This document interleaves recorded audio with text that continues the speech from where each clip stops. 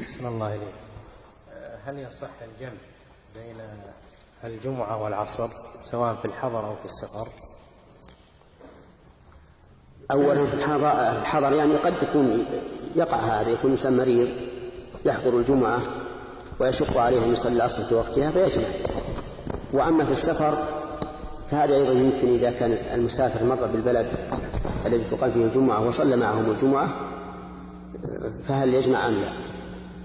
وأما السفر الإنسان فيه السائر فهذا ليس فيه جمعة، لأن النبي صلى الله عليه وسلم سافر ولم يكن يقيم الجمعة في أسفاره، حتى في عرفة صادف يوم الجمعة ومع ذلك لم يقيم الجمعة صلى الله عليه وسلم.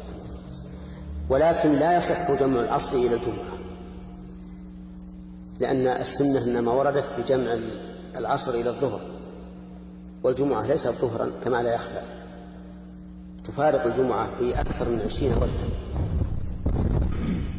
وإذا كانت كذلك فإنها تعتبر صلاة منفردة مستقلة بنفسها كصلاة الفجر لا يجمع إليها غيرها، فلا يحل الإنسان أن يجمع صلاة العصر إلى صلاة الجمعة ولو كان ممن يباح له الجمع.